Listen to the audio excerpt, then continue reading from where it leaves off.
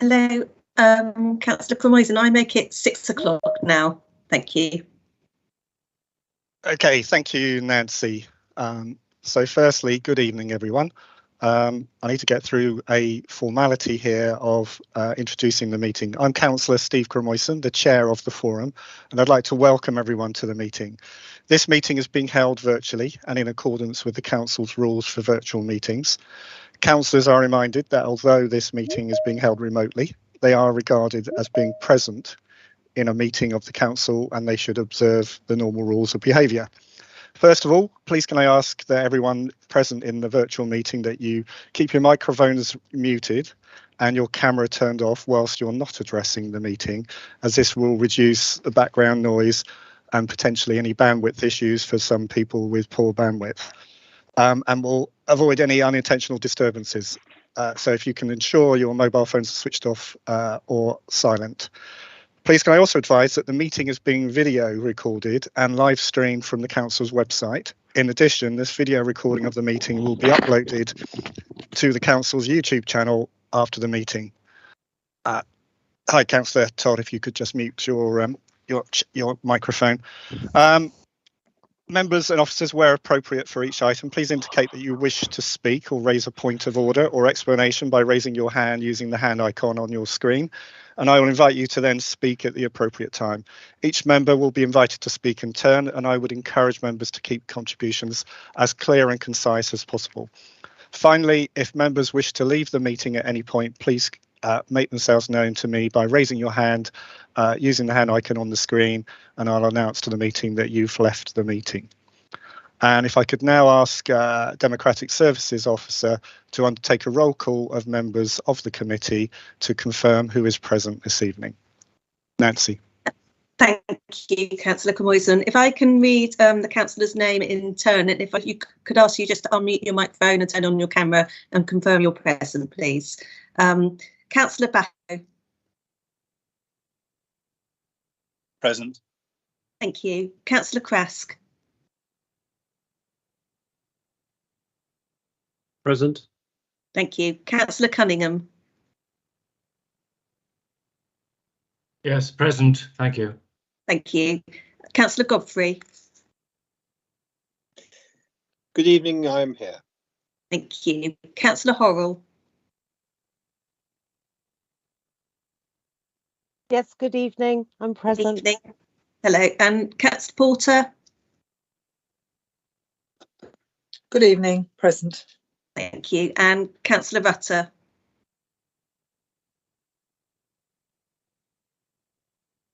Present. Thank you. Thank you. And from the County Council, Hampshire County Council, we have Councillor Todd.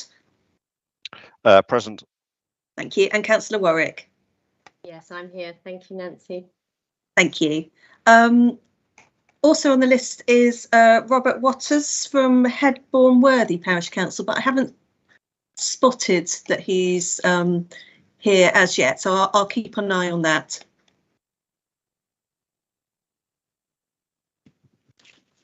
Thank you. Did you want me to thank you, Nancy. Yeah, if you could, please. Sorry, I was a bit slow. Unmuted. No, that's all right. I didn't want to jump in. Right. So from Winchester Council, we have Julie Pinnock and Dawn Adey, in addition to myself, Nancy Graham. From Carla Holmes, I believe we have Alison Thompson. I saw join. And hello, thank you. Apologies, just to jump in. Ian Curry's just having problems joining, so I'm not sure if someone can send him the link again. It's asking for a password. Apologies. Okay, I'll send him a link again as soon as I can do. That would be fine. Thank you. And also we have Mike Slynn from the Residents Association. Good evening, I'm here. Hello, thank you. And I believe one member of the public as well, Lucy Taylor. Hi there, yeah, present. Lovely, thank you. That's everybody, thank you. Okay, thank you very much, and especially Lucy, thank you very much for coming along to this meeting to share some opinions that you have. Right, well, I'll move on to the items of the agenda, starting with agenda 1. have we effectively done apologies, Nancy? Do I need to formally note the apologies? I think that's a yes, we have done it. And item number Apologies, 2. yes, I was that, yes, we have done it. Yeah, we have done okay. apologies, thank you. So item number 2 is disclosures of interest. If members could just if you unmute, and hopefully there won't be too much conflict, and you can just declare your interest from in other things as in the normal fashion.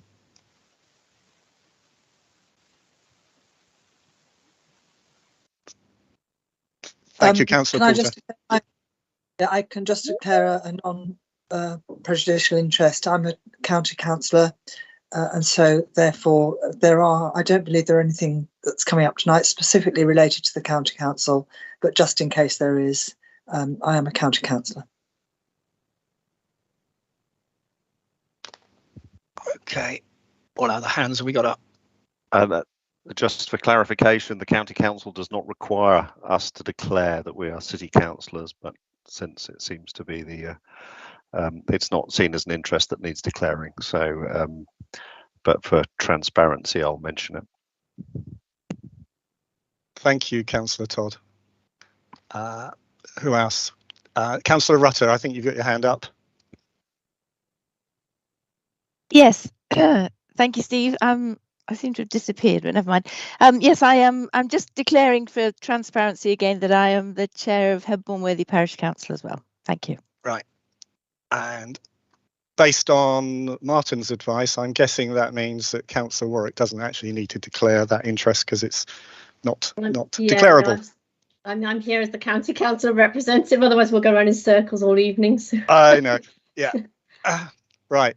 Yes. So this is actually my first meeting, first time chairing a formal council meeting, and as I've got many years of experience working in Californian-based companies, this is a lot more formal than I'm used to. Right. So third item on the agenda is the appointment of a chairperson, for 2022-23. Can I ask for nominations for vice chair?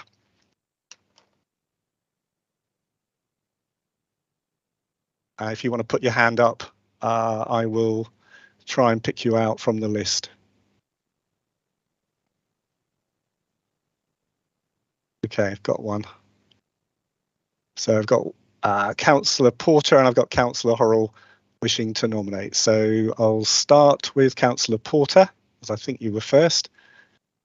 Could you go ahead, Councillor Porter? Thank you. Can I nominate Councillor Krask, please? Okay. And do we have a seconder for Councillor Krask?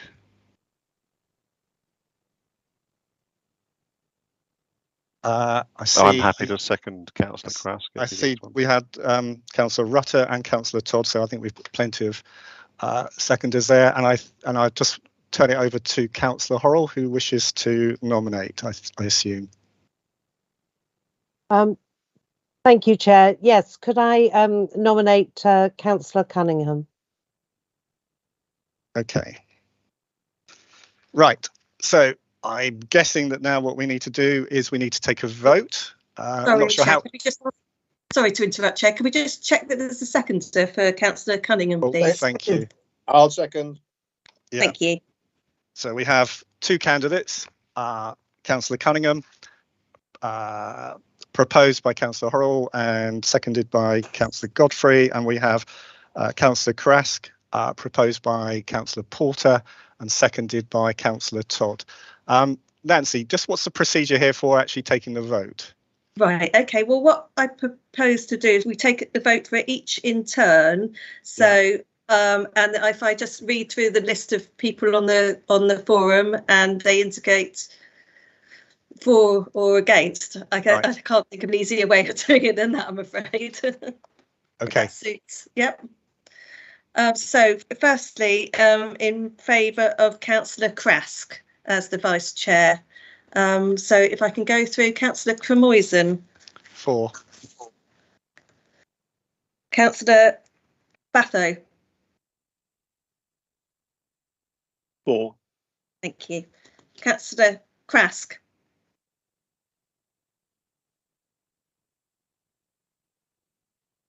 Sorry, if I'm allowed to vote for myself, that'll be a 4. Thank you. Thank you. Councillor Cunningham. I presume I'm voting against. Councillor Godfrey. Against. Councillor Porter. For. Councillor Ratter. For Mike Krask. Councillor Todd. For. Councillor Warwick. That's against then from me. Thank you. And I've just seen, I think Robert Waters from Headbourne Worthy Parish Council has joined us. So if I can ask him if he would like to vote for or against Councillor Krask as the Vice Chairperson.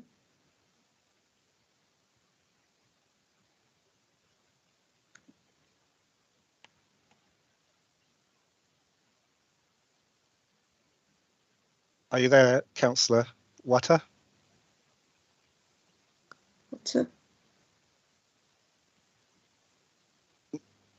Okay, well, we'll come back and see it at the end. So if I do the votes, if that's okay for Councillor Cunningham now, please. Sorry, going through the process. Councillor Cremoisen, I think this is, yes, it's against. So against. Yeah. Councillor Batho.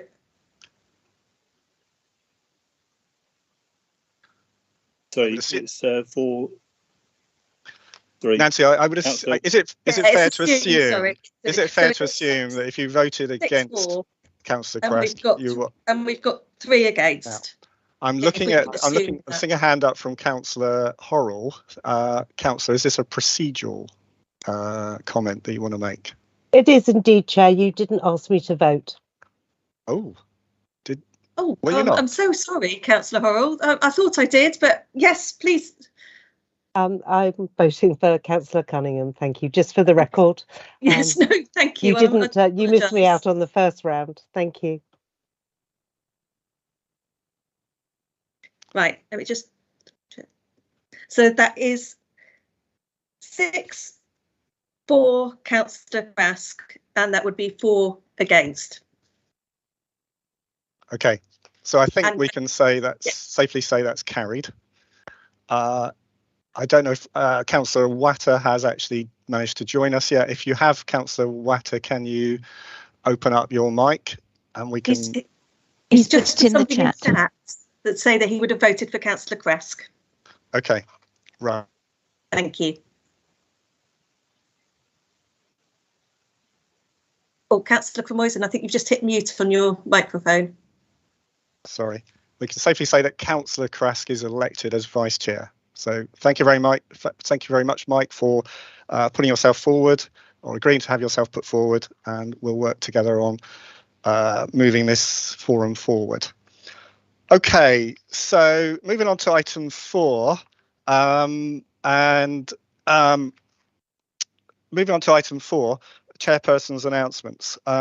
This was something I wanted us to bring out in public, really what the terms of reference are for this development forum. And this was partly because I needed to review it myself, but also I felt like in the past when I've attended, the agendas and sometimes the comments within the meeting have kind of strayed outside of the terms of reference. Now, that's not to say I want to manage it absolutely rigidly to the terms of references, and if there are points brought up that strictly speaking should be brought up elsewhere, but we can advise, then I think that's fine to do. But I want to just make sure we are, as a committee, we are clear about what the primary objectives are for the forum. So those were shared in the agenda that was shared with everyone. But I'll just quickly go through those. Item number 1 is pretty straightforward. Meet 3 times per year. Virtual meetings will continue. But I think the material objectives are commenting, advising on the strategic matters related to the implementation of the MDA, monitoring and commenting on progress relating to the development of the MDA, including the implementation of planning conditions and requirements of planning obligations, i.e. S106 agreements and S278 agreements on highways and so on, and monitor and comment on the community development activities within the development area and provide advice on how these should progress. Item 5 is the support the establishment of the appropriate local democratic structures for the emerging community. And lastly, an objective to be wound down once governance arrangements are established. So ultimately, if this committee is successful, we wind the committee down, which I think is a good outcome to have. So hopefully that is all understood. If there are any questions or comments that members would like to make, perhaps put your hand up now and just make those comments now, or you can comment to me after the meeting. If I don't see any hands go up quickly, we'll move on to item number 5. Okay, item number 5 is minutes of the meeting of the 15th of March 2022 and matters arising. Now, I think after discussion with officers, we decided it would be a good idea for Lucy Taylor to have her say. So bringing Lucy forward from later in the agenda at the public participation point, let's bringing it forward to this point, because there are 1 or 2 points in the matter in the meeting minutes from last time, which I think we may end up discussing, and I think it would be useful context for Lucy to have had her say before we discuss those matters arising. So, Lucy, I'm going to give the floor to you if you would like to just talk through some of the concerns you have around a couple of the footpaths that you've experienced. So over to you, Lucy.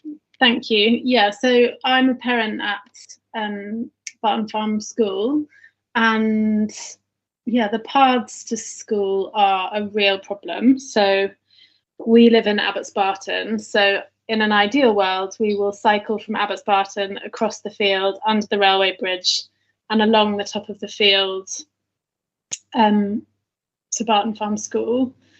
We were very excited when they took away the hoardings and that lovely bit of paved cycle path after the railway bridge was opened. But after our first go, it became quite clear that actually that's not navigable on a bicycle with children. It's lots of loose scree, great big stones. One child fell off and cut their knee quite badly.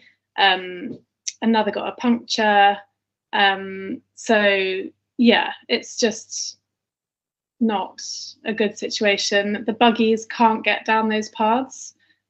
So you see mums with like a child walking and a pushchair, and they're having to actually reroute via the rough path over the field because that's easier than the paths that have been laid. And it just, it means for us, potentially you've got 20 extra car journeys over the course of 1 week because the walk is too long from our house. And yeah, it doesn't make sense. And it just feels very frustrating. The path from Andover Road down to the school was recently done a couple of months ago, and that has been impassable with a buggy and on a bike. In the last week, I think they've had another go at it and it's better, but the piece nearest the school is still not passable on a bicycle with a small child. And it just feels very frustrating because if you've built the infrastructure, it feels like there's a need to connect it. Especially as we're in a climate crisis, we need to be creating walking, cycling, scooting options for children to get to school. Yes. Okay, thank you, Lucy. So I think you're really talking about two, from your perspective, it's just one thing, but there's actually two separate paths. There's the path which links what we know is Kings Barton 1A up towards the school and links on to 1B, which, as you say, is I think the technical phrase in the construction business is Fiddleworth stone, but it's a kind of rather scree kind of thing, difficult for kids to ride bikes on and difficult for kids' buggies to push over unless you've got huge, great cross-country wheels on them. And hard for adult. I mean, I can't ride my bike up there. Yeah. It's Okay. dangerous. Okay. Yeah. And then similarly on the other route, which is what we know as the Ridgeway, from the Andover Road, you've got a similar surface with similar issues. Yes, although that one has been slightly improved in the last week, but it's still not. Yeah. I would say it's still not a good enough path for connecting a school. Oh, okay. So I think hopefully councillors here have taken it on board. I'm tempted to want to jump straight into addressing that, but I'm also conscious that I should probably follow the agenda. If I could ask you just to stay with us a little while, and we'll, in the matters arising from the last meeting, I think we will end up discussing those paths. Yeah. And bring in the relevant officers or councillors and or Carla to respond to your points. And once we finish matters arising, it'll be your option whether to stay with us or whether you've kind of got the answers that you want to hear. Okay. Can I add one more thing, or is my time? Yeah, sure. Go on. It just seems kind of bonkers to me that you have got that beautiful bit of pave, and it's like in the middle of nowhere, and it's not connected to anything. That seems like total madness. The one at the bottom of the field at the end of the Ridgeway, and then also this tiny bit of tarmac after the railway bridge. It just seems completely disjointed. Yeah. Well, let's see what responses we get to that, and whether I mean, I totally get where you're coming from, you know, in terms of end-to-end connections. You're totally right, it is bonkers, but sometimes these things happen. So let's have that discussion in a minute, and we'll do it as part of the matters arising section. Okay. So if you stay with us, Lucy. So moving on to item 5 proper, the matters are, this is the minutes of the meeting of 15th of March and any matters arising from that. So I'm going to ask the members here if there are any matters arising that you've spotted from those minutes and that you wish to raise. So if you'd like to put up your hands, needless to say I've got some, but I'd like to give the floor over to some of you.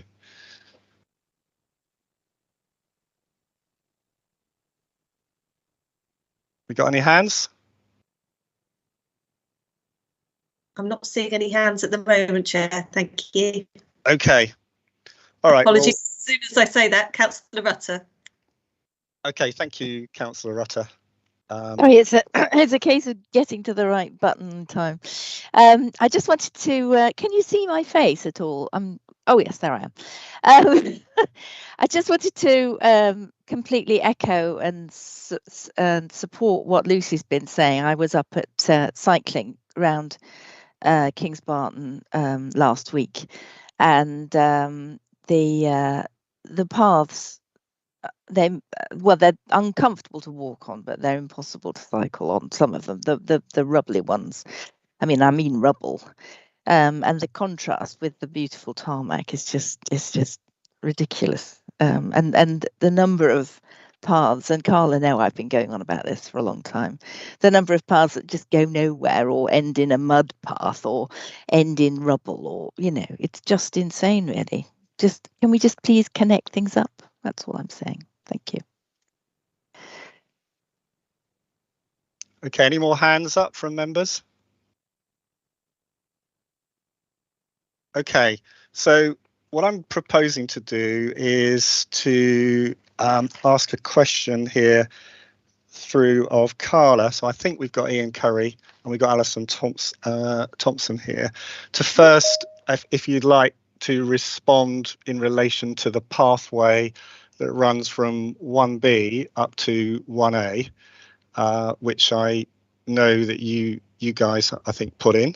So perhaps if you could comment on the background to this and why it is what it is, which may still look like it's bonkers to Lucy, but at least I'll understand why it is what it is. So, Ian, Okay. You look like you're ready to dive in and enlighten us all. Can't wait. So if we're talking about, I've got to clarify that we're talking about the same space. So we're talking about the footpath that is what I would call it the back of 1B that we've recently opened, that then takes you up along the edge of the field up to the top, where you then go back down again to Wellhouse Lane, and then it goes from there along to the ridge. So I think from the top of the ramp that comes from Wellhouse Lane up to the top and then to the ridge is a tarmac footpath. But then if you went back down to 1B, you're going on the edge of the field and then on to the sort of granular footpath. If I could interrupt you, Ian, I'm glad you clarified it before answering. I think the path that Lucy is talking about is the one that goes up from near 1A, where the tarmac surface goes from 1A through to the railway bridge that goes on through to Abbots Barton. There's a turning where you can go up the hill towards the school. And that's the surface that I think Lucy was referring to first. Okay. Do you remember that one? I haven't walked it myself, but I think I know where you're talking about. So this would be what we would call a temporary footpath. It's a temporary link. It's not the permanent link. Following requests from residents, it's about creating a link. But it is only a temporary situation, so we can have another look at it and see whether it is dangerous to walk on. It might not necessarily be suitable for cycling initially. It might be that people might have to push their bikes on that small section. That might have to be the case. But I'd need to check on it first, Steve. I just need to be exactly clear exactly the bit we're talking about. So very happy to have a look at it. Yeah. Well, that section from 1A, from I think is it Wellsbourne, that sort of area, up to that is, I would take my mountain bike over it or down it, but I would know that I would have to be very careful. It's not suitable for buggies, for kids' buggies. If you're a parent and you're taking one kid to school who's walking, and you've got another child in a small wheel buggy, you haven't got a hope in hell of getting up there. And similarly with kids on small bikes. So if you're trying to, encourage your kids to get into the habit of riding to school, it's just not going to work. So, but I do appreciate it is temporary, and to some extent it was goodwill from Carla to actually put it in the first place. I think perhaps what we need to look at there is if it's not the long-term plan, when is the long-term plan coming into play, and does it make sense to have that situation remain for that length of time? But we can happy to take that offline with you. Yeah, no, that's no problem. Okay, so the other path that Lucy was referring to is the Ridgeway path from Andover Road through to the school. Now, I'm not going to put you on the spot on this one, Ian, because I think you would probably say that's not yours. That's exactly what I'm going to say, and I think it was paid for by the council to be upgraded, as far as I recall. So that's not a Carla responsibility. That one. Yeah. Now, I've done enough on this to now know that is a responsibility of Hampshire County Council's countryside team. So I think Councillor Porter has put her hand up, and I think Jackie knows the position there as to the ownership, responsibilities, and so on. So, Jackie, can I ask you to chime in? Yeah, the land is owned by Carla, as far as I know.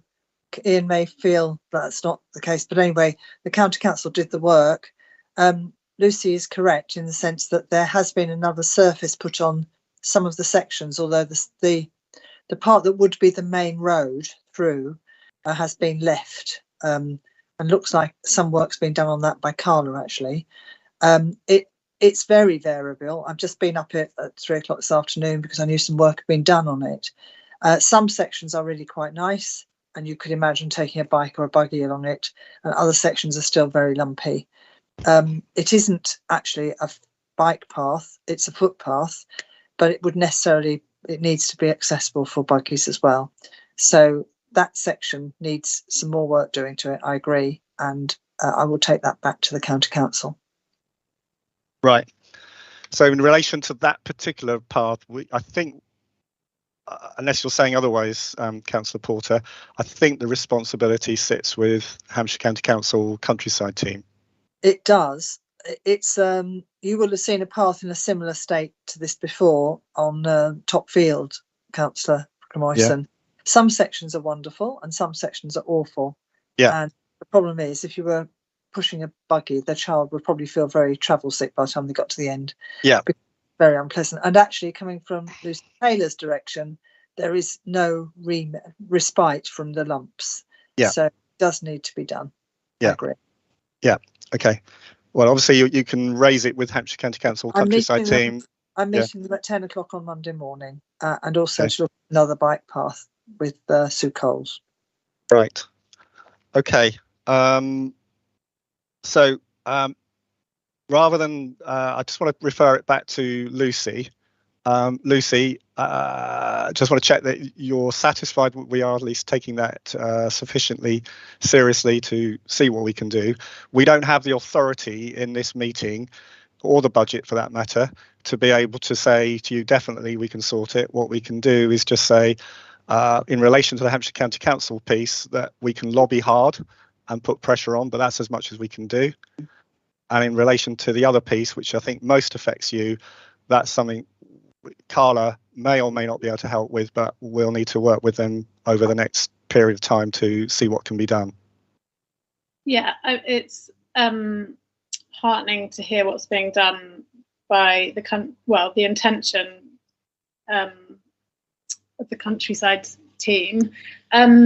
I'd like to know how long a temporary path is. Like 3 years? Are we going to be gone from the school by the time that's permanent? That just doesn't feel good enough to build a school and not connect it. It's like, I find that very unsatisfactory. Yes, I think I'd agree with you. And you're not upholding your responsibilities towards the communities that you're building for. It doesn't seem, and also none of my emails have been replied to. It just feels like a void. And are you talking there?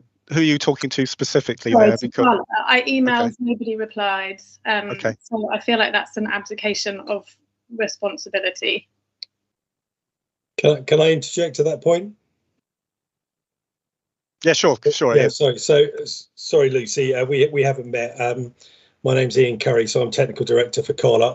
I personally haven't seen your email, so if you have got, we could perhaps take it offline, and I'm happy to give you my email address so that you can ask me the questions. I'm happy to tell you how long temporary is, but I think it's you obviously understand it's a phased development, and there are temporary footpaths to assist with people's direct routes to certain places. There's always another route. There's a longer route.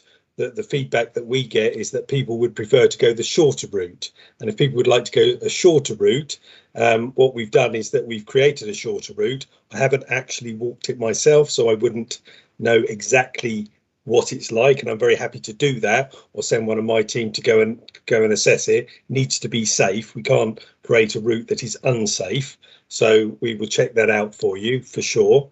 But I'm apologies that if your emails haven't been responded to. I don't know who you've been emailing or whatever, so we're very happy to take that offline, or you can get my email address and then we can have a look at it for you. So we're not abdicating our responsibility. In fact, we've probably done more than we would normally do. We're trying to work with the community to get the right the right routes in place. The problem is it's across some of the land we don't own, so we're going to have to asking the landowner to allow us to do that. Some of it is through phases that we're about to build on or phases that we have built on. So it's quite a logistical challenge to keep the footpaths open across the site for the benefit of the residents. So we are trying hard to do that, but it's not necessarily as easy as it is to say it.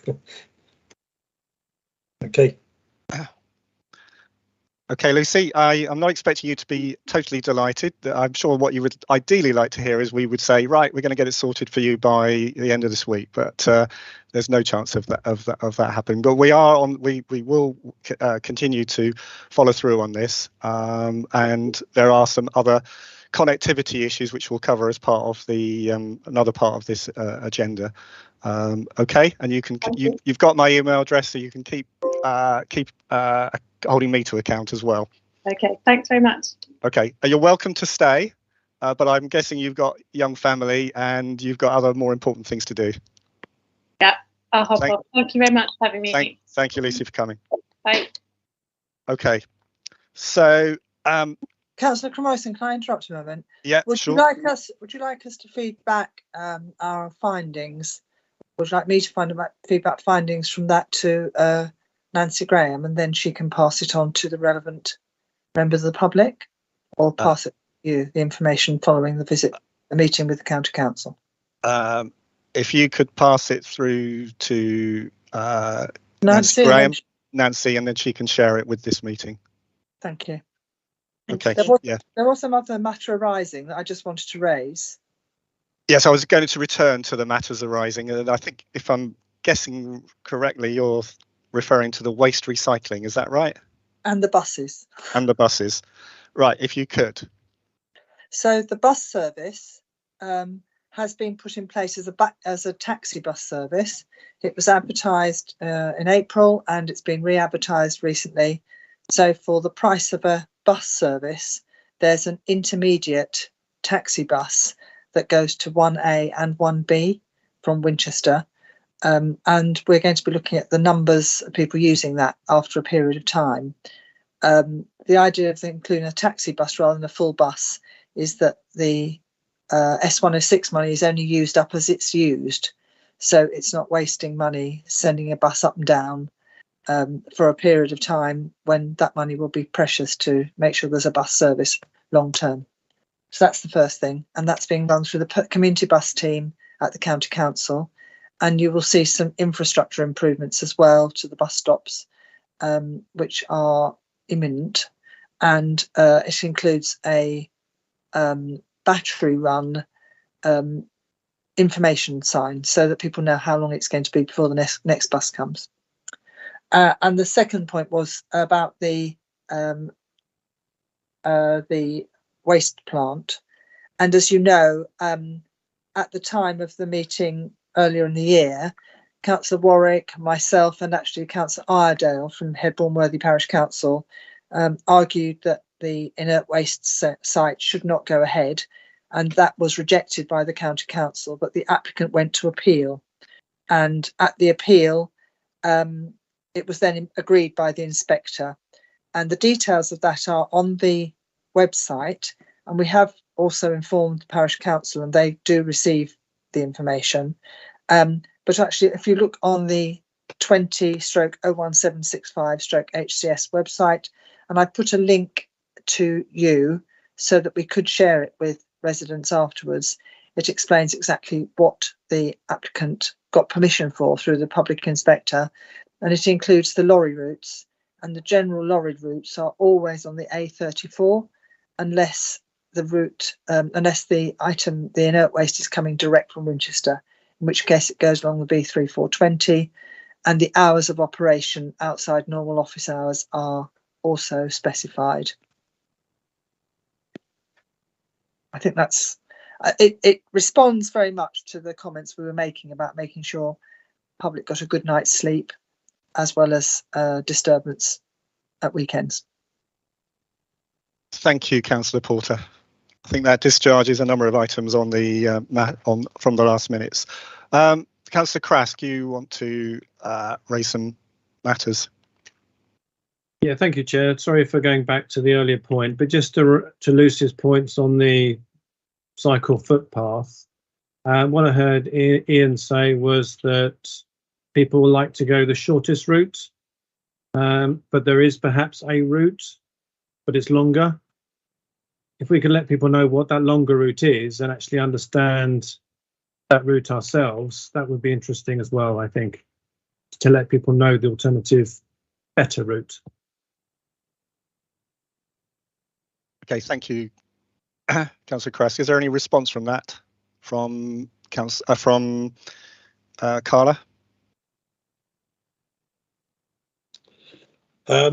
Yes, in the sense that we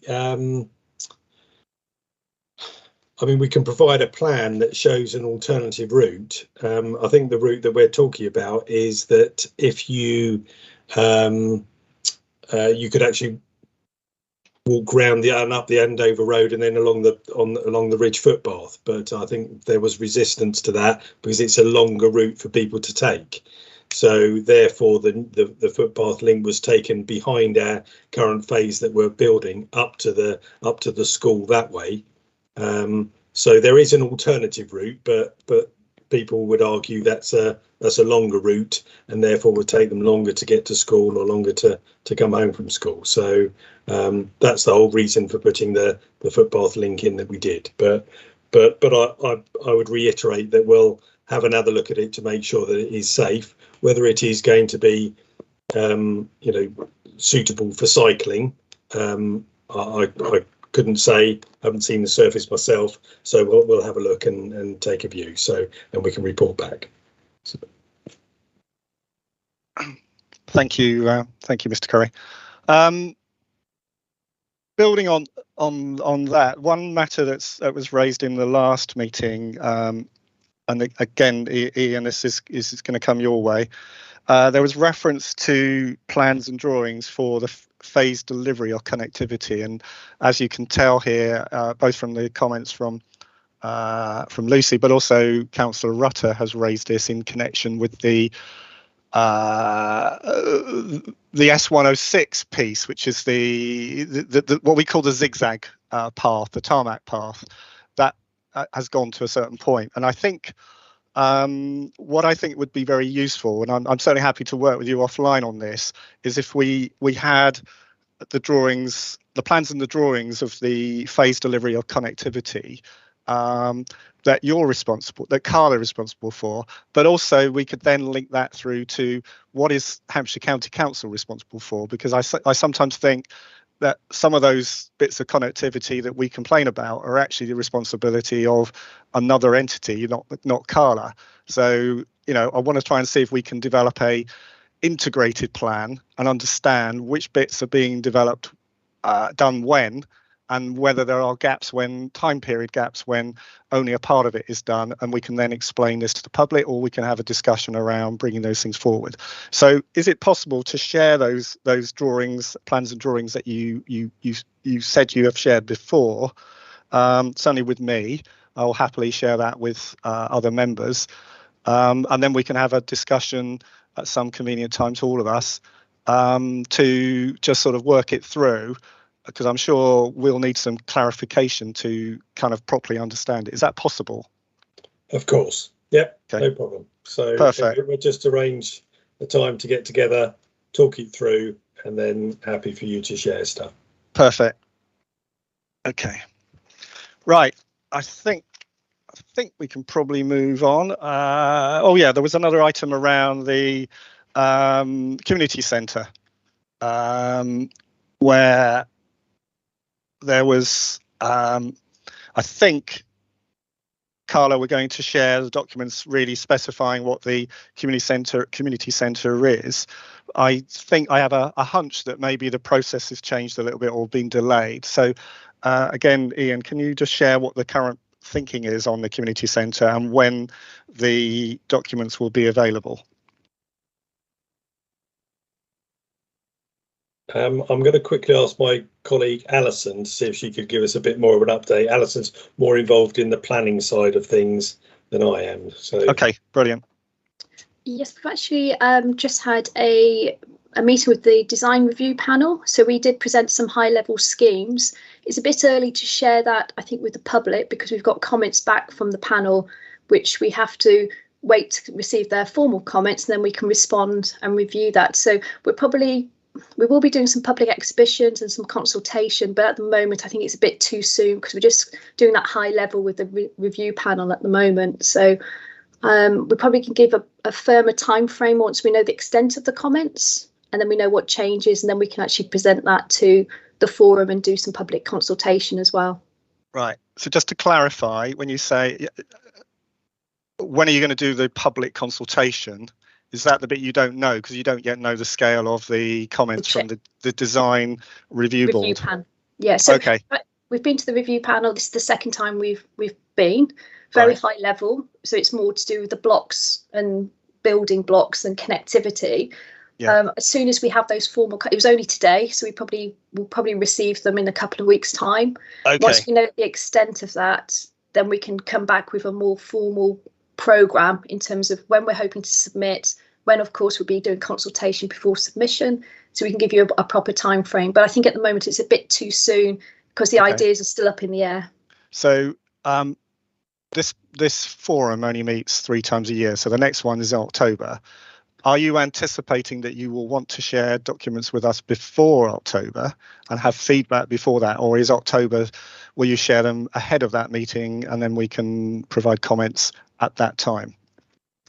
I would like to think we would be sharing it before October. And expecting feedback after the forum or before the forum? Again, I'd have to set the programme to fit into the meeting timeframes. Right. Apologies, I'm not trying to be evasive. No. So what you're saying is you'll accept the feedback after the next forum. When would be the next? It's in terms of submission. October, so it's mid-October. Of course, we're taking any comments. So of course, we'll take those comments into account. We probably would be doing some public consultation sooner than that, potentially. Okay. So there would be opportunity, and we'll of course be inviting councillors to attend the consultation events. Okay, that's fine. Great, thank you. I just like to be clear about timescales when things are stated, so that we know what to expect and when.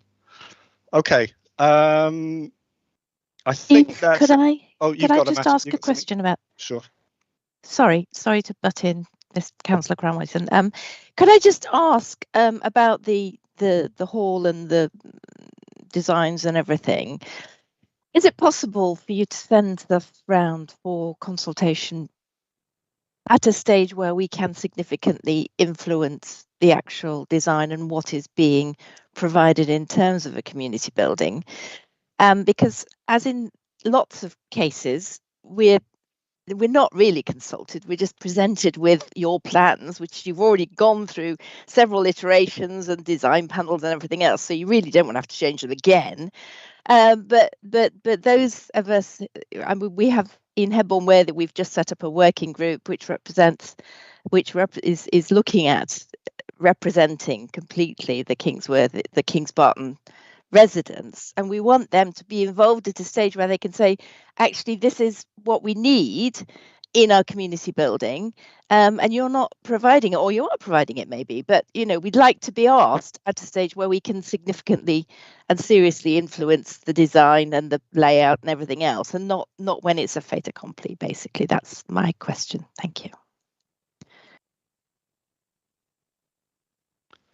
Yes, of course. I understand Steve Lincoln presented to the parish council and gave a bit of an update recently. Is that correct? Yes, he did, and we said exactly that to him. We said this is not a proper design for a community hall. It's a few squares on a piece of paper. We want to have a proper inputs. A working group would be lovely, a day when we could all get together around various, and look at what parameters we're working within, what the restrictions are, what the design code says it should look like, that sort of thing, and say, like, what we want is a big room, and we need a kitchen, and we need the meeting room, and we need public toilets. We might you know, what we might want is probably pie in the sky, but you know, at least we would at that stage then have an influence over the design of the building, that those of us who are going to be using it. In terms of the layouts and the rooms, in terms of what the parish council would require, I'm sure we're continuing to liaise with Steve Lincoln, and I can discuss that with him in terms of bringing the parish council in at an appropriate time. In terms of design, it is being led by the design panel. So I don't think there's been much influence from the parish's perspective. I think it's the practical, what are the actual rooms that we're going to be given, you know, and if it's just one big empty shell, well, you know, no, we want different things than that, and I'm sure that wouldn't be what you present, but yeah, so at a stage where we can move walls really would be great. Yeah, absolutely. In terms of moving walls, and we want to ensure that the building's suitable for the end user, so absolutely, I'll make sure I touch base again with Steve Lincoln, and we'll have a discussion. Yeah, thank you very much. I think if I understood you correctly, Alison, you were saying there will be some kind of consultation before the next Kings Barton Forum in October. So hopefully that will cover that thing. Now there's Nigel Palmer, who I believe you are, I'm not sure what your role is in the Kings Barton Residents Association. I'm a committee member. You're a committee member. I think you'd like to make some comments on this. It was really just to mirror what Councillor Rutter was saying about the consultation process. Notwithstanding the working group that we're discussing with Headbourne Worthy Parish Council, the residents, there's 450 residents on the estate now that the Kings Barton Residents Association represent, and we've been asking for some time to get some information about the community centre, the neighbourhood centre itself. So it would be great to have that working group with the design team to actually understand what's going to be there and help to influence what's going on. Okay. All right. Have we got any further comments around the community centre, if you like, consultation process at this point? Nigel, if you have finished making your point, if you could put your hand down, and we won't keep asking you to jump in. Thank you. Thank you. Okay. Are there any further matters arising from the minutes of the last meeting? If there aren't, I think we will move on to item number 6. Chair, sorry, just quickly, could I just check that everybody on the forum was agreed the contents of the minutes? Oh, thank you, Lance. Just so we can have formal. Thank you. You've just exposed my Californian meeting without minutes kind of culture that I come from. So thank you very much for keeping me on track. Yeah, so do we all agree that the minutes are a fair reflection of the meeting last time? Agreed. Agreed. Thank you. Agreed. Thank you. Right, moving on to item 6, where we just note down the dates for the future meetings of the forum, which are the 13th of October 2022 and the 14th of March 2023. So if members could just make a note of that, I'm sure you already have.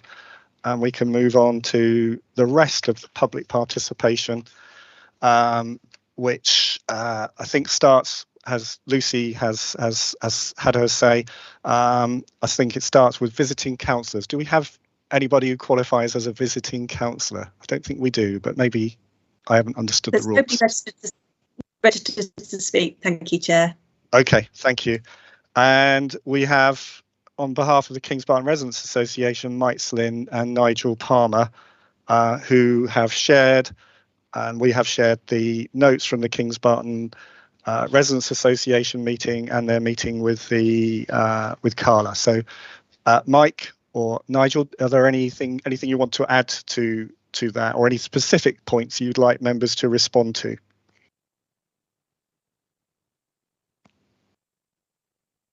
Are you there, Mike? Yes, I'm just trying to get my camera to work. Can you hear me? Yep. Yeah, good. You're there. Yes, if I may, I'd like just to take you through the matters we're raising. Is that all right, Chair? Yes, perfect. Okay, the first one is just a point that you're probably aware of, that we are submitting our petition at the County Council meeting on Thursday, and the petition is, we ask Hampshire County Council and Carla Holmes to reconsider the current planning permission and instead keep Andover Road open for the vehicular traffic. So that's just a point of information.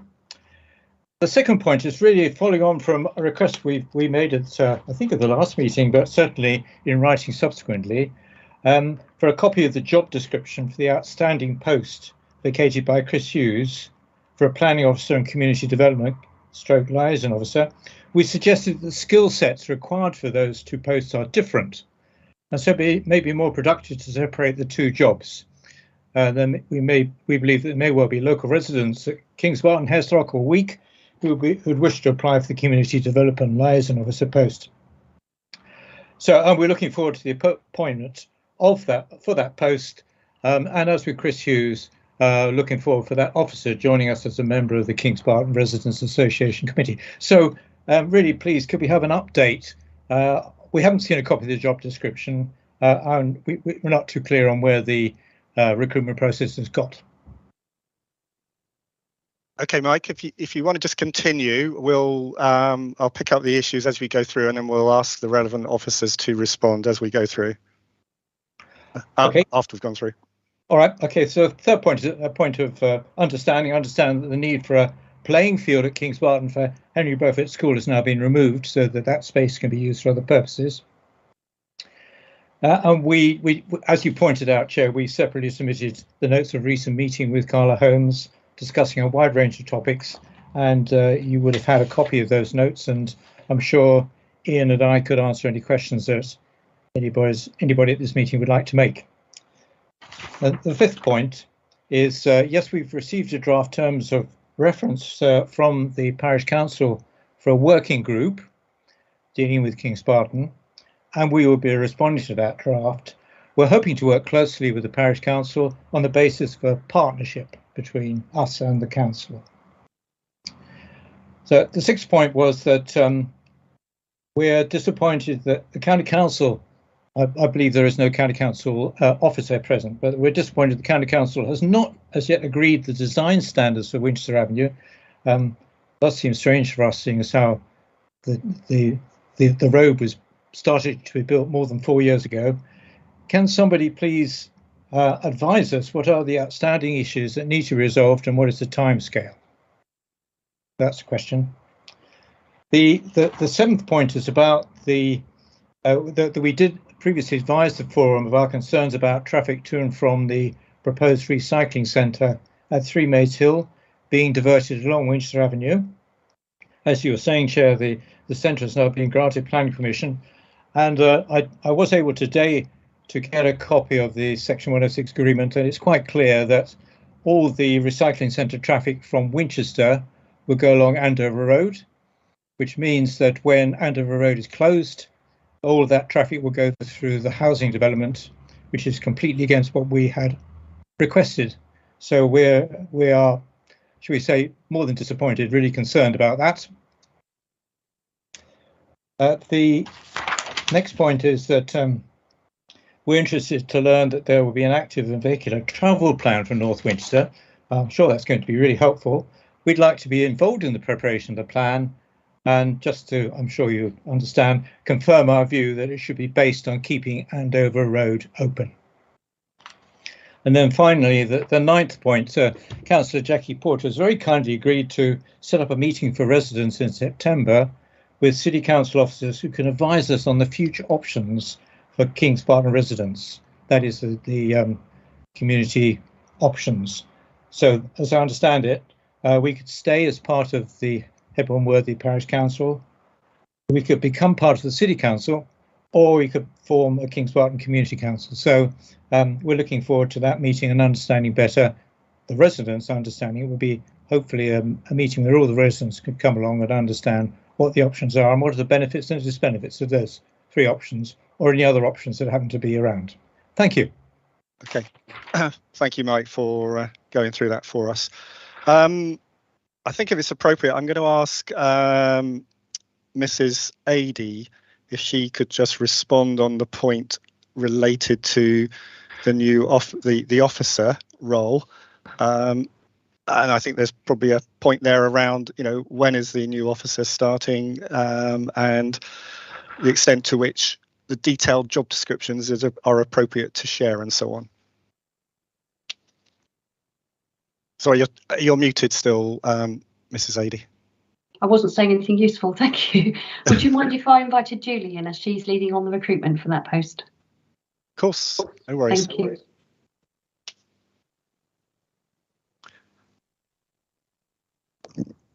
Good evening all. Yeah, thank you very much. We have appointed an officer called Naomi Arnold. Unfortunately, just recruitment is always very difficult, isn't it, with just the lead in time, interviews and people giving their notice. So Naomi is due to start with us on the 1st of August. She comes to us in it's a full-time role, and it's an element of planning officer and community worker. So the job description is a combined one. I'm not sure it's appropriate to share the whole job description with you, but what I'd be happy to do is give you an objective overview of that. And what I can say is that Steve Lincoln's team, who deal with community governance, were party to the interview as well. So we're confident that we've got the right candidate.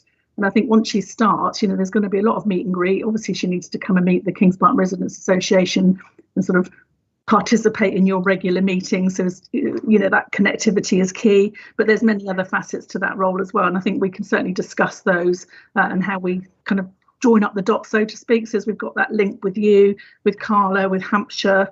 So all officers are working together towards a common goal. I mean, I do take your point, Mike, about, whether there were other people locally who might have been able to do the community liaison bit. We decided to package this job up as one full-time job because it's really tricky to recruit to part-time. And I'm not saying that in the future, Steve Lincoln and I have talked about this, other MDAs as well, about is there someone locally that might be able to sort of fill that role. I think in the future that may well be the case because these jobs are finite, aren't they? They don't go on forever and things evolve and change. So that's something we can sort of keep in our mind, if you like, if that's okay. Okay. Yeah, just respond briefly on that. Just to say thank you very much, Julie. And yes, if you could send me a copy of whatever you feel is relevant, that would be helpful. Yes, please invite Naomi Arnold to give us a ring or give us an email, and we'll get together. Thank you. Will do. Thank you. Councillor Porter, I think you wanted to make a comment.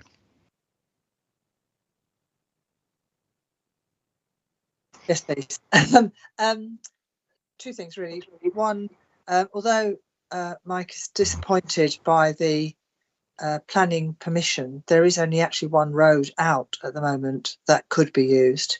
And if that road were closed, then appropriate alternatives would be part of any permission for when that road's closed. They have to obviously offer diversions, and they would have to set diversions that were appropriate for the traffic going along it.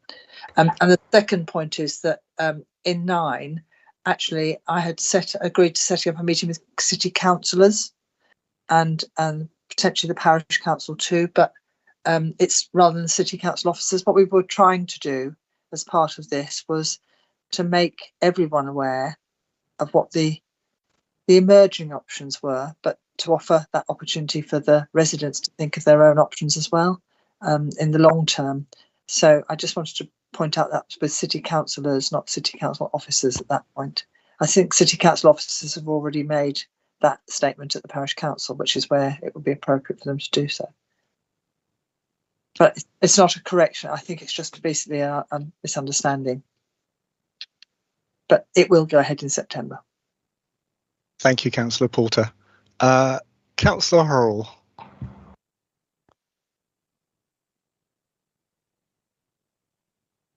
Chair, thank you. Just a point of clarification. Chris Hughes's job was above several of the MDAs, not just on Kings Barton. Could I just clarify with Mrs. Pinnock, is the new officer allocated just to Kings Barton, or do they have a wider remit? Thank you.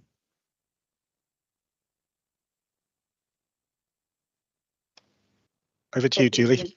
Yeah, well remembered. Yes, this is, as you say, Chris Hughes had a slightly different role within our organisation since Chris has gone, and actually with the West of Waterlooville funding ceasing, there wasn't a team any longer anyway. So the implementation officers now report to team managers So Naomi will report to Robert Green, who is the lead planner for this site as well. So that's that connection there. We thought that made sense. So she will be accountable to Robert and obviously Carla, who are funding this post, and we'll make sure we get that connection. Thank you, Chair. Thank you. Thank you. Thank you, Councillor Horrell. Right, any more on this? I think, Mike, with respect to your comments about the design standards for Winchester Avenue, yes, I agree with you. We don't have an officer here from Hampshire County Council to respond on that.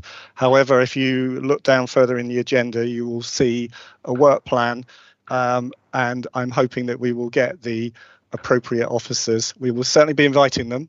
It's we have no ability to compel them to attend, but we will invite them to join us in October to cover a number of issues, and that could certainly be part of that. Right, okay, I think Councillor Porter's covered the recycling matter.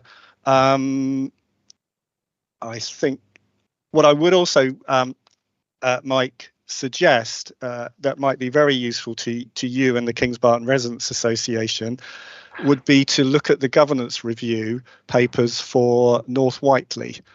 I happen to be on that committee meeting as a deputy, and I found it really insightful to understand sort of the governance review process and the types of options that will be available. And it certainly kind of gets one's head into gear as to thinking ahead as to possible potential options that might be put on the table for as the governance review for Kings Barton. So just point you towards that paper, and if you can't find it, just let me know and I will ping you. I'll ping you a link to it. Okay, Mike. Thank you for raising all those points. Chair, you might have spotted already, but there's a few more hands up. Yeah. I'm not sure, Councillor Horrell, whether that was the previous hand or whether you had 2 points you wished to make. And then the next one is Councillor Rutter after Councillor Horrell. Chair, if I may, I do have another point, and sure. Thank you for sharing the correspondence between the Kings Barton Residents Association and Carla. It is helpful to understand that. And I suppose it's a question of process, Chair. You may not be able to answer that immediately. But there are references in here. There's a question about things being shown to the parish council, but we're talking about a centre that isn't sort of visible to the meeting this evening. Councillor Porter has mentioned that she was thinking of getting councillors together. So I'm just questioning the role of the forum in being the representative body of a broader group of councillors and organisations, and some of the various conversations, all very helpful and useful going on, but how we play a role in that. I mean, I would be most interested to understand the proposals for the centre, and I agree with Councillor Rutter, now's the time to raise some of those elements if there are key points. So just wanting to perhaps put that thought to you and the officer team about how we ensure that members of the forum have that chance. Otherwise, we've got subgroups discussing all of these very important aspects, but actually in this instance many of us are not familiar with the detail because we haven't been party to those. Thank you, Chair. Councillor Horrell, yes, that thought was going through my mind earlier when we were hearing from Alison Thompson of Carla about the process and the timeline, I think we just need to make sure that the appropriate stakeholder bodies, including parish councils and Kings Barton Residents Association and the Kings Barton Forum, have all had the opportunity to influence the plans before they are completely locked down. I'm not sure how we would measure whether they are completely locked down or not, but I'm sure we all have voices out in the community, and I'm sure we'll use them if we feel we've been shut out. So thank you for raising that point. Thank you. Councillor Rutter. You're on mute if you're talking. I'm just trying to get the camera to work. Thank you, Councillor. I'm just wanted to come back on the local governance review point that Mike raised. I don't want him to feel disappointed that there's not going to be a meeting on local governance. It was raised at our annual parish meeting, which all members of the parish, all local residents, including all residents who were currently resident in Kings Barton when we sent out the notice of the annual meeting, and we put it in a newsletter to every resident to their homes. The annual meeting did have a presentation from Steve Lincoln and that did touch on possible future governance for Kings Barton, and that really is part of what the parish council's working group is about. And I think once we've had a meeting with officers and city councillors so that we've got our heads straight on what the options are, I will be organising a meeting with the parish council, the working group, the residents association, ourselves and officers, and any residents who want to come along if that's possible, although finding a venue isn't that easy at the moment in Kings Barton. That's another issue entirely. We need that community centre, but as soon as we can organise something and get those groups together and talk specifically about governance and the future of that, then we will do so, and hopefully it'll be this autumn. Thank you. Thank you, Councillor Rutter. Mike Slynn, I think you've got your hand up.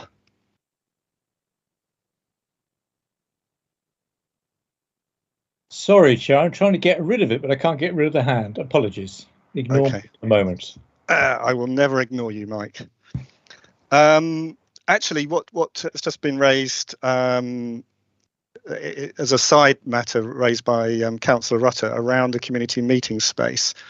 I believe there was something in your notes of the Carla and KBRA meeting, Mike, where a question was raised and Carla have responded via Mel Iredale with respect to the provision of a community meeting space.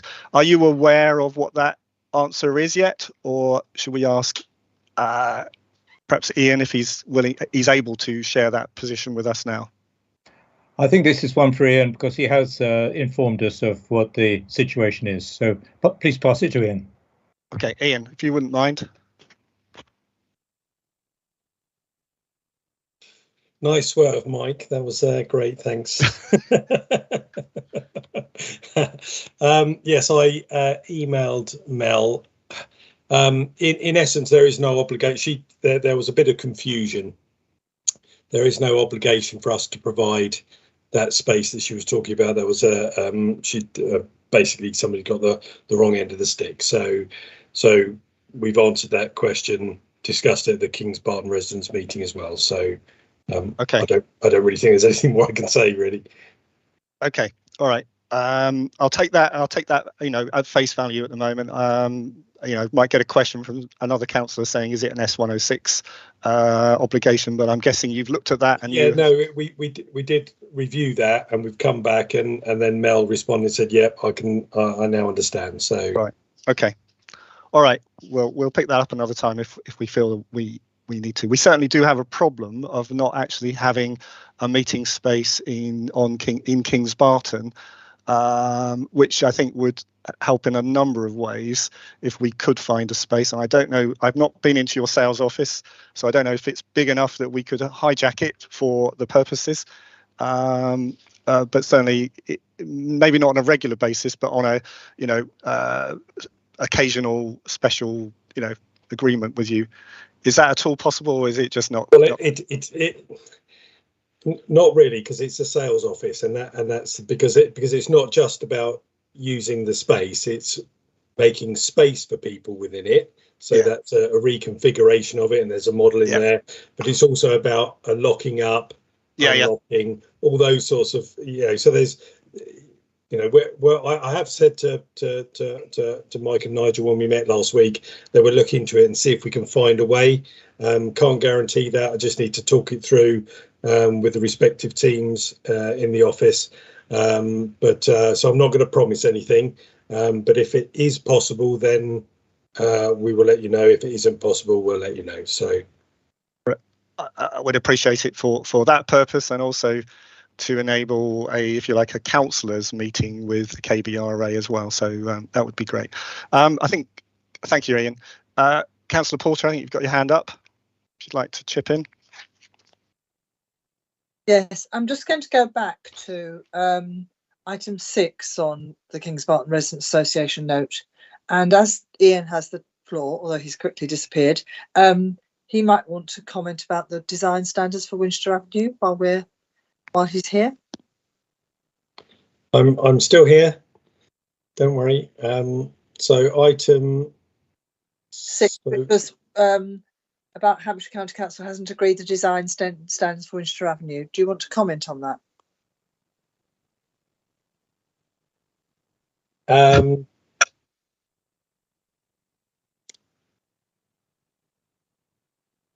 That is correct. They haven't yet agreed.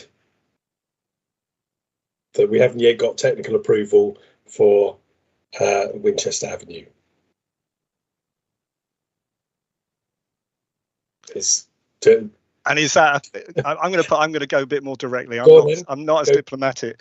Is that very frustrating for Carla? Would you like to have seen those confirmed? And have you got a forum? I believe there is a forum which I've heard described as a officers meeting between Winchester City Council officers, Hampshire County Council officers, and Carla, where it would strike me that sort of issue could be on the table and sorted. It's been on the table for a while. So what we're trying to do, and we have been trying for many a month, to try and agree the technical solutions to some issues. Some of those issues are more challenging than others. I think it would be fair to say, and it is being candid, it's a difficult arena to speak openly. But I think it would be fair to say that perhaps resourcing at the council might be a challenge. Which doesn't allow things to happen as quickly as we would like them to. That's not to say that the people, that is to say that, the resource allocated to this, might not be enough. Okay, I hear you. Councillor Porter, is that where you were going with that? It's useful to hear that perspective. I think that's why we put it as an agenda item in the work programme.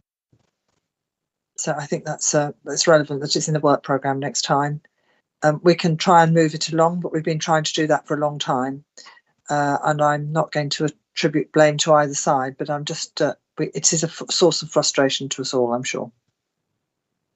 Yes, and I don't want to attribute blame to either side either, because I think we're reliant on consultants to do their bit as well, and sometimes they don't respond in the timely fashion that we would require them to. So due to challenges their end with resources. So, but to say that there is a frustration here, that would be fair to say, and but that's not aimed at anybody personally at all, because the officers that we're dealing with are genuinely helpful. Yeah. So. No, I appreciate you being so candid with us there, Ian. Appreciate that. Councillor Crask, you've got your hand up, and following you, I've got Councillor Warwick on the line.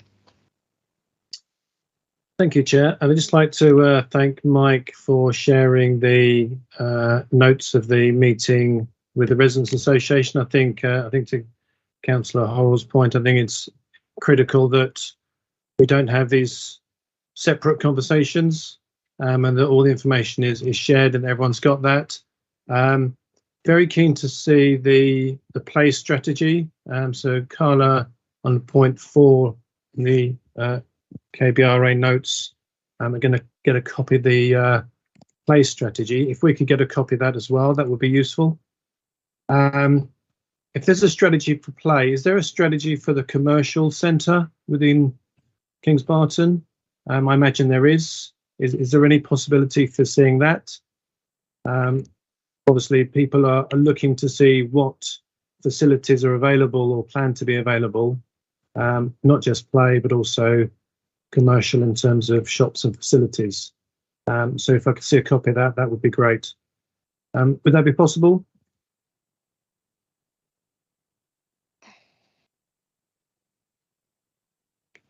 I think when we met with the residents, we'd already confirmed that information is already in the public realm. It's not in the public domain. It's not something that we're keeping secret for sure. But what we said that we would do for ease, that we would issue a copy of that to the Kings Barton Residents Association. So it's a document that is already in the public forum. It's not as part of the outline planning. So it's the same strategy. So yeah, I think if there was something that was consumable by residents to say this is what is going to be made available in terms of the play area, this is what's going to be made available in terms of the commercial centre, and this is how generally Kings Barton is integrated with the broader community, and this in terms of the footpaths. To your point, Ian, this is the quickest way to get from A to B through Kings Barton. I think a general sense of transparency and promoting and getting people excited about what's coming, not just to Kings Barton, but to the broader area, I think would be very helpful. Yeah, I'd just pick up on that word transparency. I think that's slightly misleading. I think the point is that documentation is already there. So it's just that people would have to go and look for it. So, it would be on the council website as part of the planning application. What we're saying is that we're happy to provide a separate copy, if you like, to the Kings Barton Residents Association. So I think nobody's being untransparent. No, if there is point such a taken. word. I will withdraw the reference to transparency. Okay, but I think we're keen to help people understand, because I think certainly the meeting that we had at last week with Councillor Rutter and the landscape officer, and we were just that there is people, it's just getting the understanding that not everything gets delivered all in one go, because the strategy is that it's in various locations. So you can't just put a multi-use games area in the middle of a field, because then you won't get to it. So it needs to be delivered as part of the individual phases. So that's and there's also obligations on us to do that. And the reason why there's obligations, stating the obvious, but for the wider audience, is that it's all about the cash flow process as well, isn't it? We buy the site, build the houses, then cash is provided to then provide the facilities. Then we build more houses, more cash, more facilities. That's how it works. So that's why we have occupation triggers and the like. So there is a strategy. We're following that strategy. But we had a really helpful meeting with Councillor Rutter last week and the landscape officer to try and look at ways that where we can accommodate where we can facilities a little bit ahead of time, or adjust the facilities that we are just about to deliver. For example, the play area on phase 1A with a slight change, and again, that's working together, and sharing. So we're on board with all of that. We're working with the team. So that I think that's all positive. So we have said we would share that strategy. So people might, I can't recall seeing it myself. It's dealt with by another department. So but it's relatively simple to understand. So but if there's questions, then like through the forum, we can always answer questions. So yeah, thank you. And if you could keep it simple for me, that would be helpful. My ward is mostly outside Kings Barton. Obviously, there's a bit that touches in Kings Barton. So I've got residents that are looking forward to the facilities. I mean, we heard Lucy, who lives in Abbots Barton, accessing the school. There are other people outside Kings Barton who access the school and want to access the facilities in the future as well. So I think the more we can start to sell, and I use the word sell. Yeah, I understand. In a certain way, but the more we can promote and get people excited about what's coming, but manage expectations as well, not just around play, but around the commercial and the integration with the wider community. That would, I guess that's an ask in terms of, if you could help me, I would appreciate that, and I'm sure the other councillors on the call as well. Yeah, and just the final word, we're always happy to share stuff. What the you know, and as we're working through the different play areas, you know, once we're happy with, you know, the layout and the design, then we're happy to share. You know, that's you know, we're not trying to hide anything, but you know, I'm sure you can appreciate that. You know, if you share too early and then for some reason we can't get a bit of equipment, or, you know, then we get criticised for not providing that bit of equipment, and they will say, well, you said you were going to provide, you know, a you know, springy chicken, but now you've got a springy crocodile. You know, yeah. You know, so we just got to be careful that we're not setting ourselves up for a fall. That's why we're, you know, sometimes, you know, we need to share it at the appropriate time. So. But the strategy is, as I said, no problem sharing that at all. That's in the public domain anyway. Very good. Thank you, Ian, and thank you, Chair, for the multiple questions. Thank you, Councillor Krask. I'm going to struggle to put all the minutes together for this. Councillor Warwick, you have some points to make.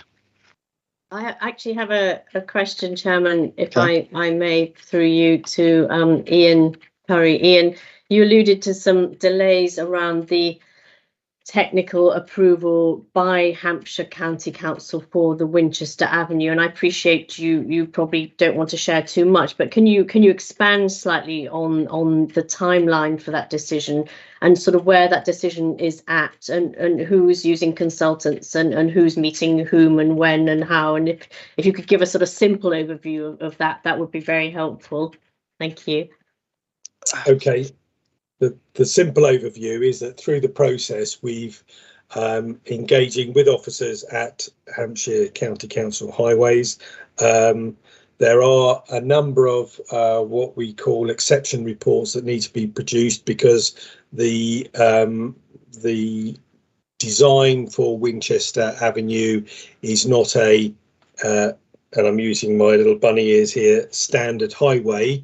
So there are some deviations from what Hampshire would call standard, and based on that makes it a little bit more complicated.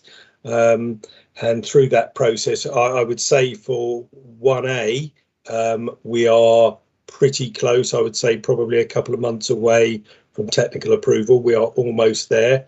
It's been hard work, but we're almost there. So I have my a high-level infrastructure highways agreement schedule that we're working to, and the hope is for phase 1A that we would get technical approval by the end of the summer. So I'm suggesting September, and then we quickly get the section 278 agreement in place, and then we can move on to 1B, the other end, because once the principles are set for 1A, the same principles are set for 1B, and then the same principles are set for 2A, and then obviously subsequently 2B, which then links the whole lot through. So that's where we're at. So we are close, Councillor Warwick. We are close, but 2 to 3 months away from getting that technical approval if I was a betting man. Okay, so thank you so much. Thank you for that. Thank you, Chairman. Thank you, Councillor Warwick. You've asked a question that has been on my mind for quite some time too.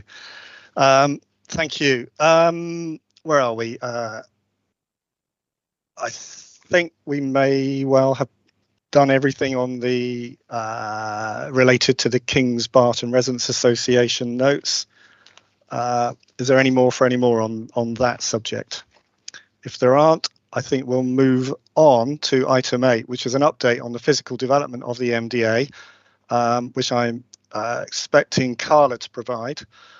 You may feel that you've covered a lot of that in bits and pieces through answering the other questions, but Ian, I'll throw the floor to you if there's any other update matters you want to raise at this point in the agenda. I'm not sure there is, unless anybody's got any questions particularly. I think we've covered most things that I think people would be concerned about. Okay, I'll open it up to councillors if you want to, members, sorry, if you would like to indicate an interest in asking a question, please put your hand up and I'll get you going while others are thinking about it. And actually I'm thinking the question it's sort of related to Carla, but it may be one I need to ask of officers, but I'll ask it anyway, which is we always seem to be kind of grasping at numbers as to how many houses have been occupied and, where are we in terms of, towards trigger points. And it feels to me like it's always been about 400 ever since I've been involved in the last 18 months or so. And I wonder, is it possible to have some kind of occupancy schedule? And the reason I'm asking, what I have in mind is something which, Ian, you won't necessarily be familiar with, but Mrs. Pennant will be, which is an occupancy schedule as per the North Whiteley Forum, where it shows the number, a whole set of details in terms of the numbers of houses that have been approved and when they were approved and when they were built and when they then were occupied, and that sort of information. And that would be very useful information certainly for me, but I guess for other members of the Kings Barton forum to understand, if you like, the numbers and in effect the run rate. And then we could ask you a very difficult question, Ian, which I'm sure you won't be allowed to answer for financial reasons, which would be, what's the forecast? Which you'll probably not, it would probably be financially sensitive information, which Carla would say you can't give out. But that's sort of what I'm looking at. So I'm wondering, Ian, if that sort of information is something you can support in terms of the actual underlying information, and then officers can work with you to provide the information in that format to this forum. Long way of asking the question. A schedule that I produced previously, I think Chris Hughes had sort of tabled at a previous meeting, and what that identifies is a predicted occupation rate. And so at the moment we are around the 435, 440. I don't have the exact figures to hand, but so what my schedule shows is it identifies when the occupation triggers are. So there's an occupation trigger of 450, and that is currently around the end of October time. Yeah. So it is very difficult, as I'm sure you can appreciate, to exactly determine, forecast exact numbers, because it's not a science and it doesn't quite work like that. But we keep obviously a tab on it and make sure that we're not exceeding those triggers. So we know beforehand, we'll have a good idea when when the numbers are getting close to those triggers. So yeah. And is it possible to set that up as a process where we get that information, in effect an update of that information to the forum, probably provided by the Winchester City Council officers, of where we are on the different metrics that I referred to? Is that something you would support, providing that information? I'm talking historical, not so much the forecast. Yeah. Because I appreciate historical.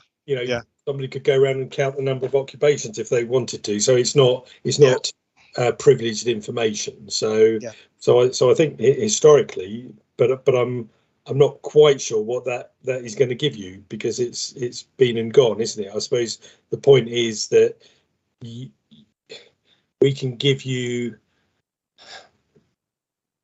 I'll tell you what it gives us. It gives us reliable information as to where we are before we come to the meeting. Yes. And also, if we continue to track that over a period of several years, so after 4 or 5 meetings, you kind of get a feel for the run rate.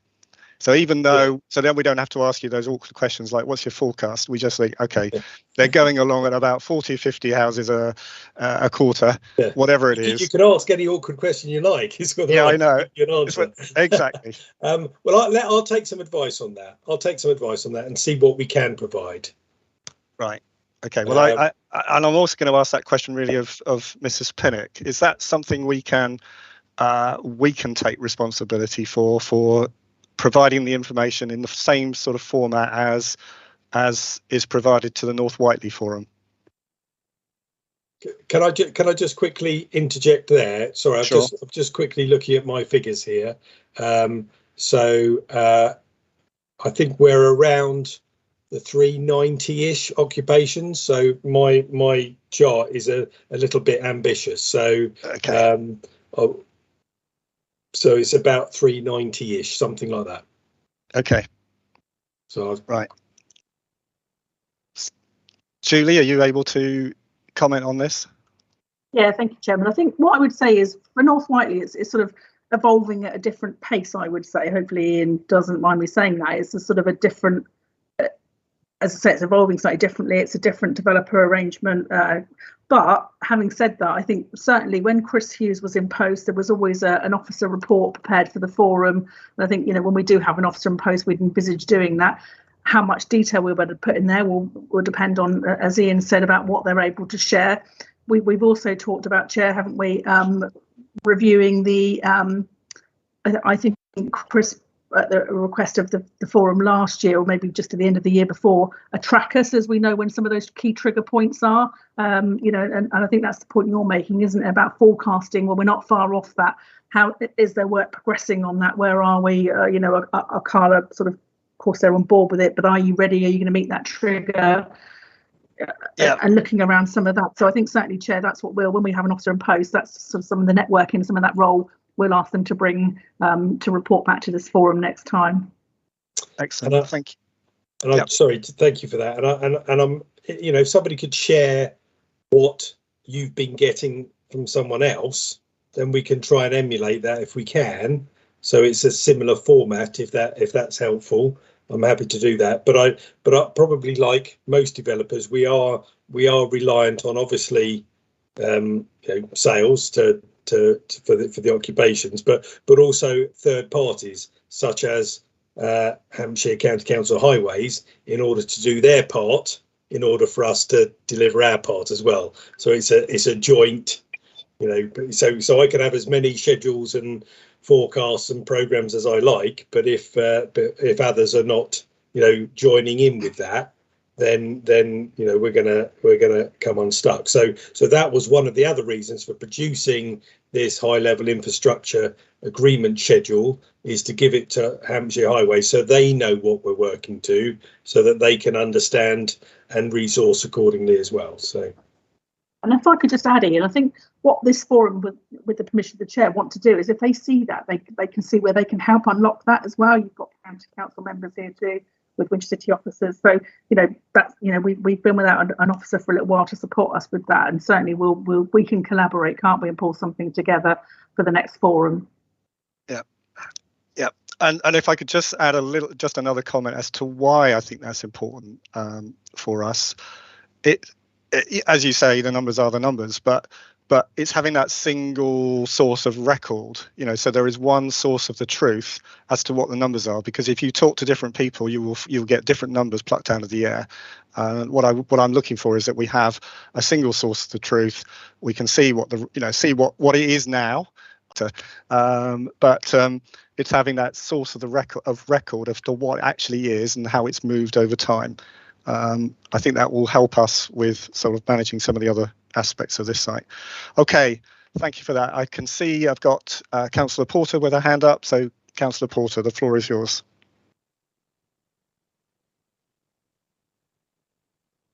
You're on mute. My question was exactly the same as yours. My question was exactly the same as yours. Okay. About the number of houses and the build-out rate. So I think we've gone through that. Okay. Right. I think we've covered item 8. Then we can move on to item number 9, report on the community. Oh, someone's jumping in saying.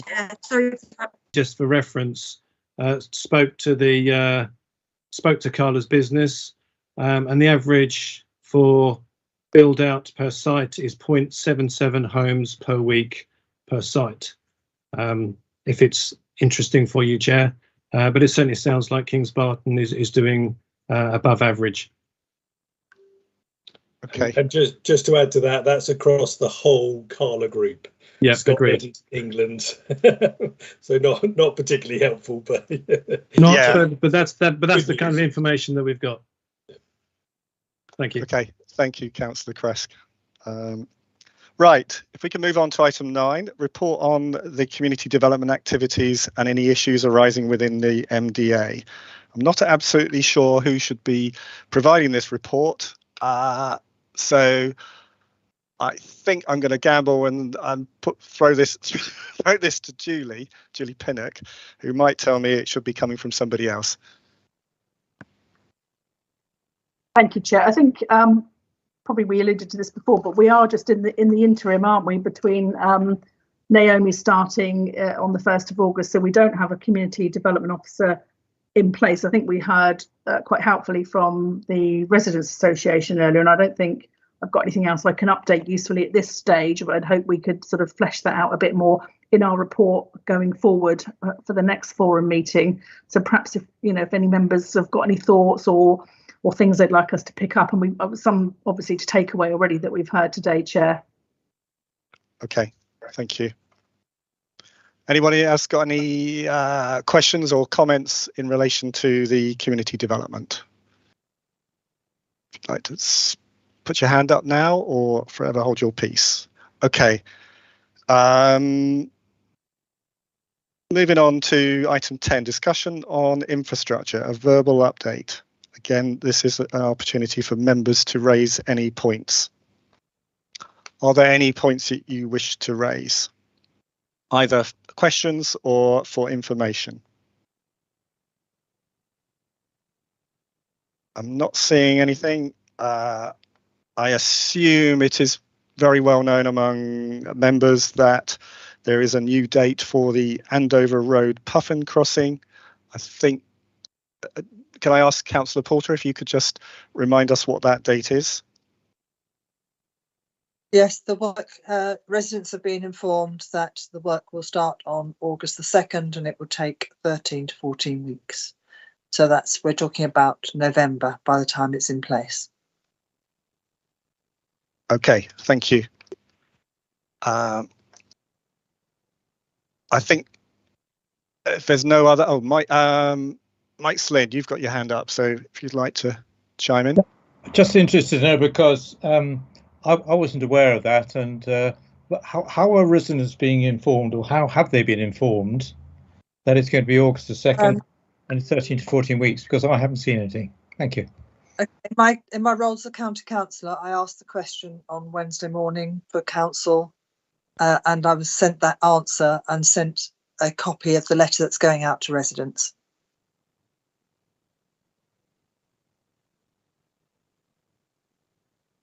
Okay, Mike. Thank you. Okay, perfect. Happy to share the email with you as it's public. Okay, I think there's no further hands up.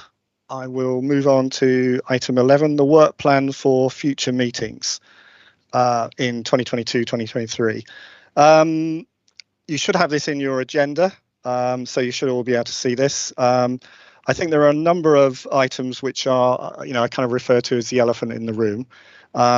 There is the matter of, I've phrased it as the active and vehicular travel plan for North Winchester, where I'm hoping we can invite Hampshire County Council will come along and talk to us about that.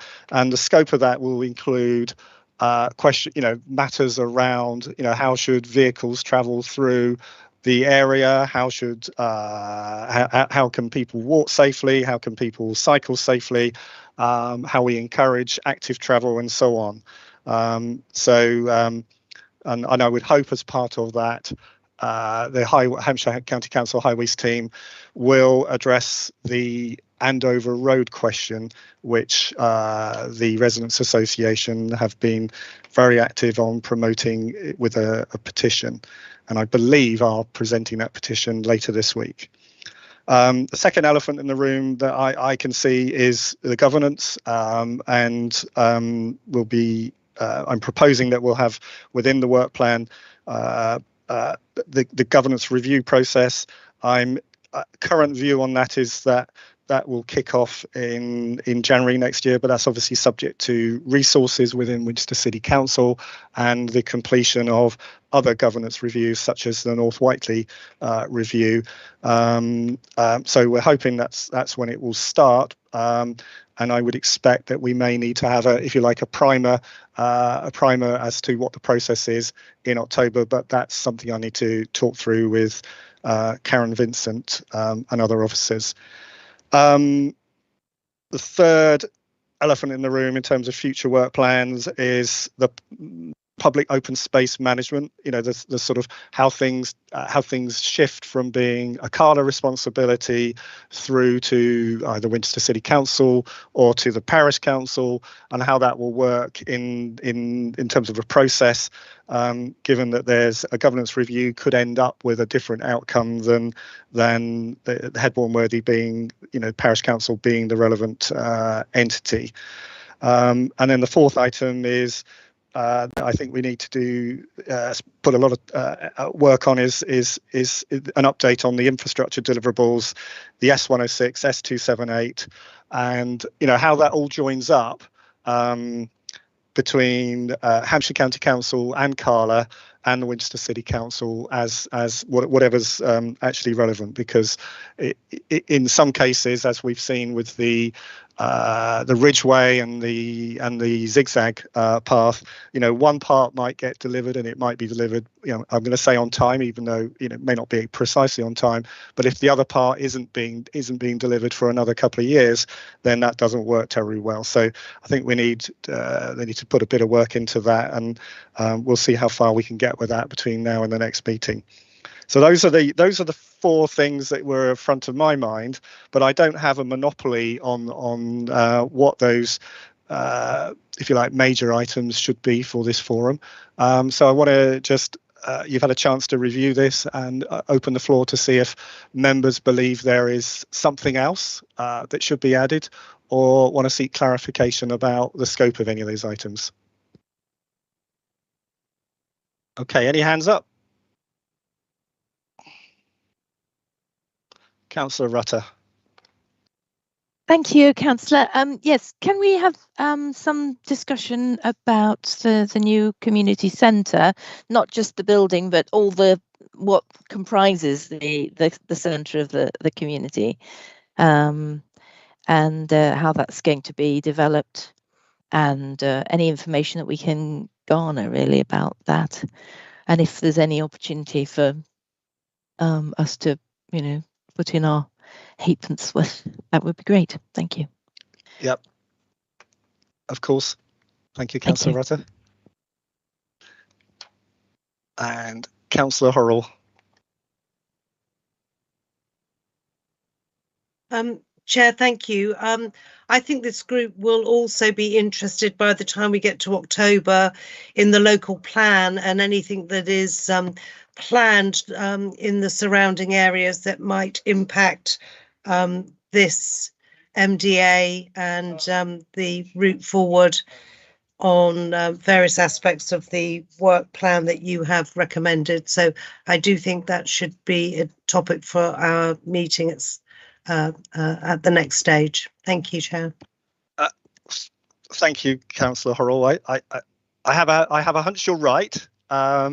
I just wondered if you could is there anything specific that you think we should ask officers to come along and talk to? Because the local plan is a big subject, and I'm conscious we could end up with a huge agenda in October. So if we can narrow it down, we have a better chance of getting away before midnight. Of course. Well, I'm sure that there will be potential sites close by that may impact the developments at Kings Barton. So dare I say Sir John Moore is a very obvious one that is being discussed. I think that so the Sheila sites will be published and going out into the public domain for autumn consultation. There may be implications as well from the movement strategy too, as a consequence with the local plan. So I think those elements that sort of are surrounding the Kings Barton area are the most pertinent. And I would say Sir John Moore is a pretty key development that the local residents, I'm sure, would be interested in understanding the intent from a local plan point of view. Right. Okay, I hear you, and I think you're right that residents will be interested. I guess this will. I'm not saying no. It's not my place to say no on this, Councillor Horrell. I guess the question I think we'll need to think about, and maybe we can chat about this offline, is how does that fit within the terms of reference for the Kings Barton MDA, and are we effectively ending up duplicating a local plan activity that could happen through a different forum? So that's just what's going through my mind. I'm not saying I'm going either way on that, but I'll take advice from a number of quarters, including Winchester City Council officers. But I certainly agree with you that it will be very relevant. Those matters will be very relevant to Kings Barton residents. It's just a question of whether the Kings Barton Forum is, I feel, the right forum for it. But we can chat about that offline. No, Councillor very happy to chair. Thank you, and thank you for the opportunity to raise it. You know, Park and Ride is a potentially, you know, again another matter that is in play, as it were, and has relevance to the team who are obviously very keen to understand the detail of Kings Barton. So happy that we try and work that through. Thank you, Chair. Yeah. I'm sure you appreciate I don't particularly want to find myself chair of the whole of North Winchester MDA, so not certainly for a little while. Thank you. Did I see another hand pop up? I think I did. Councillor Todd, would you like to chip in? Yes, I just wanted to check that when we were talking about the community centre, we mean the neighbourhood centre? Because I think it's the wider scope that people are interested in an update on, and it's not just the composition of what's going to be in it, but also particularly the highways arrangements there. I mean, I realise that's sort of covered within the North Winchester highways arrangements, but it just feels like actually a more detailed view, so that people can understand what the full set of facilities are that are there, and the highways arrangements that go with them. Because there's a lot of talk about, you know, is shared space. RNIB has been campaigning against shared space for a long time, but that's what's in the planning application. So we need to understand, for example, what the alternative highways arrangements are, which might sit better within a discussion of the neighbourhood centre rather than roads in the north of Winchester as a whole. Right. So are you, sorry, I'm not clear, Councillor Todd, if you're referring to, if you like, expanding the scope of the, if you like, the active and vehicular travel plan for North Winchester, or expanding the scope of the community centre to cover? Well, the community centre, as I understand it, is a building, and the neighbourhood centre is all the buildings that are in the centre and the highways arrangement, including the community centre. And I just think I think if we pick a less ambiguous term, we'll be clear what it is that we want to talk about and understand the latest thinking on. And that's not just what's going to go in the planning application, although I think there's a lot of interest in that, but also in particular what the highways arrangements are. Right. Okay. All right.